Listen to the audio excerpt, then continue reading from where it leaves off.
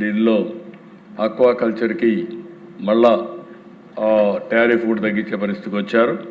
దీనివల్ల నాకు అనుమానం లేదు, ఆంధ్రప్రదేశ్ ప్రపంచానికే ఒక హబ్గా, ఆక్వాకల్చర్ హబ్గా కూడా తయారవుతుందని చెప్పి నేను మీకు తెలియజేస్తున్నాను. మత్స్యకారుల సేవలో కూడా 20,000 రూపాయలు ఇచ్చాం, 242 కోట్ల రూపాయలు పే చేశాం.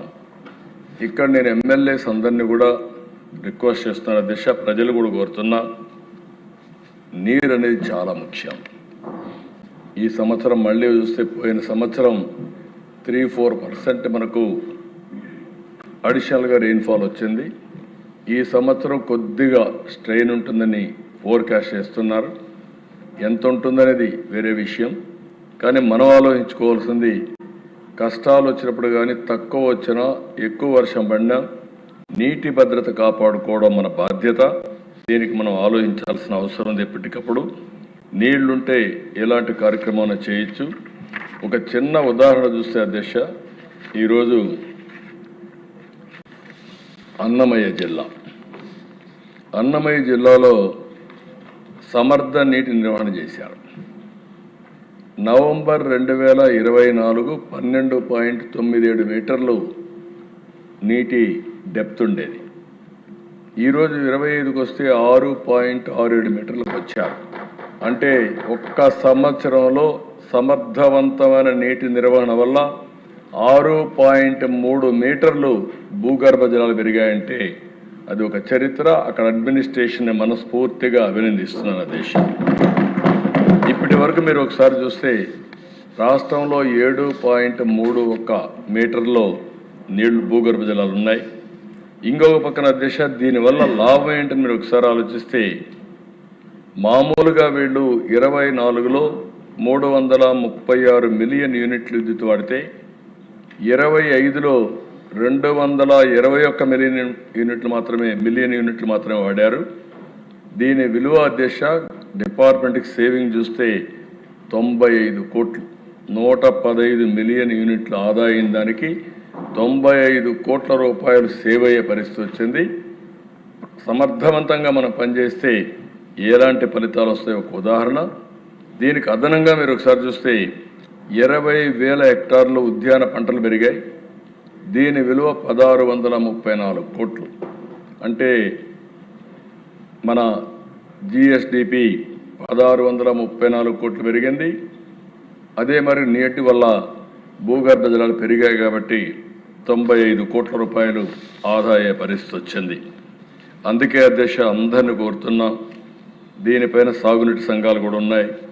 మీరు వాళ్ళని ఎప్పటికప్పుడు డ్రైవ్ చేయగలిగి, రైతులు కూడా సమాయత్తం చేయగలిగితే సమర్థవంతమైన నీటి నిర్వహణ చేసి నీటి ఎద్దడిని పూర్తిగా నివారించే పరిస్థితి వస్తుంది.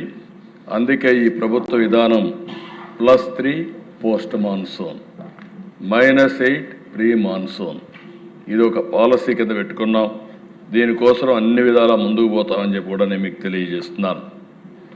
ఇంకొక పక్కన దిశ, ఈరోజు ఈ విషయాలు మనం చూసినప్పుడు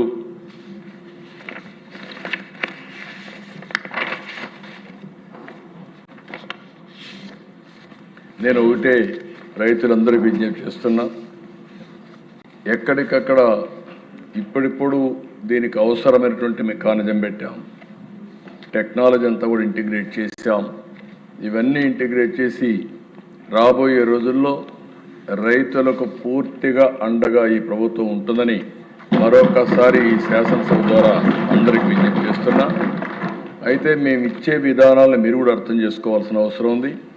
ఉదాహరణకు ఒకసారి ఆలోచిస్తే దిశ, టెనెంట్ ఫార్మర్స్, ఓసారి టెనెంట్ ఫార్మర్స్ కూడా అంటే ఊహించని దానికంటే ఎక్కువ పంట వేసేయడం, ఒక్కొక్క 40 ఎకరాలు 30 ఎకరాలు వేసేయడం. దీనివల్ల ఓసారి నష్టం వస్తే కోలని దెబ్బతినడం, ఇలాంటి సమస్యలు కూడా వస్తున్నాయి. ఏది చేసినా ఒక పద్ధతి ప్రకారం చేయడం, టెనెంట్ ఫార్మర్స్ కూడా ఆదుకోవడానికి ఎంతవరకు చేయాలో చేస్తాం. వాళ్ళల్లో కూడా పరిమితులు పెట్టుకొని చేస్తే చాలా బాగుంటుందని వారికి కూడా విజ్ఞప్తి చేస్తున్నారు. రెండో అతి ముఖ్యమైన ప్రోగ్రాం అధ్యక్ష, ఇండ్లు. మీరు కూడా మీ ఆవేదన చెప్పారు, నేను ఆ విషయాలన్నీ ఇక్కడ మాట్లాడలేదు. కానీ అప్పుడు జరిగినటువంటి అవినీతి, ల్యాండ్ ఎక్విజిషన్లో, అదే మరిగా హౌసింగ్లో చాలా అవినీతి జరిగిందని అనేక ఆరోపణలు ఉన్నాయి. కడాన శాండ్ పాలసీ కూడా ఏ విధంగా దుర్వినియోగం చేశారో మొత్తం మనందరం చూసాం. అవన్నింటిపైన కూడా ఎంక్వైరీలు జరుగుతున్నాయి. ఇంకా ఎవరి దగ్గర ఇన్ఫర్మేషన్ ఉంటే అది కూడా ఇవ్వండి. అవన్నీ తీసుకొని తప్పకుండా చట్టపరంగా ఎవరు తప్పు చేసినా తప్పించుకోలేని విధంగా శిక్షిస్తామని చెప్పి నేను మీకు తెలియజేస్తున్నా. ఇక్కడికి వచ్చినప్పుడు అధ్యక్ష, ఈరోజు ప్రభుత్వ విధానం 29 లోపల అందరికీ ఇంటి జాగా ఇవ్వాలని.